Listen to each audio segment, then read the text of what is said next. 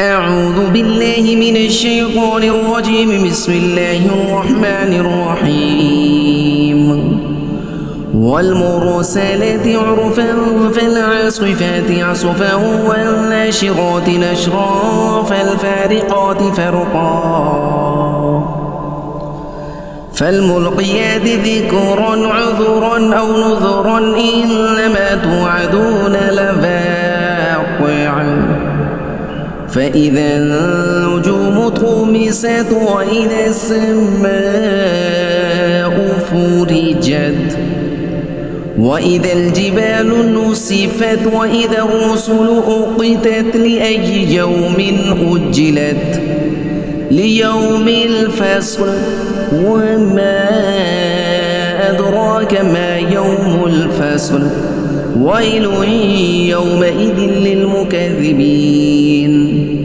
ألم نهلك الأولين ثم نتبعهم الآخرين كذلك نفعل بالمجرمين. ويل يومئذ للمكذبين.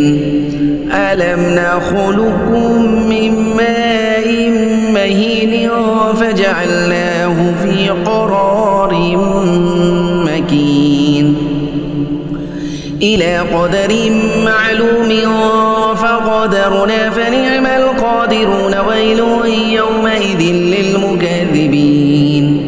ألم نجعل الأرض كفاة أحياء وأمواتا وجعلنا فيها رواسي شامخات وسقيناكم ماء فراتا. ويل يومئذ للمكذبين. انطلقوا إلى ما كنتم به تكذبون.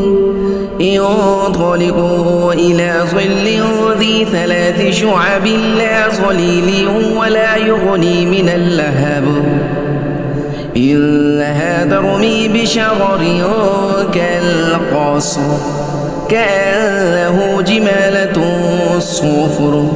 ويل يومئذ للمكذبين. هذا يوم لا ينطقون ولا يؤذن لهم فيعتذرون. ويل يومئذ للمكذبين.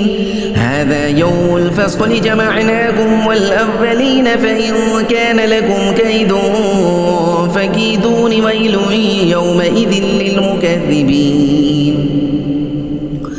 إن المتقين في ظلال وعيون وفواكه مما يشتهون. كلوا واشربوا هنيئا بما كنتم تعملون إنا كذلك نجزي المحسنين. ويل يومئذ للمكذبين. كلوا وتمتعوا قليلا إنكم مجرمون. ويل يومئذ للمكذبين. وإذا قيل لهم اركعوا لا يركعون.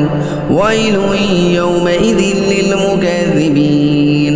فبأي حديث بعده يؤمنون. صدق الله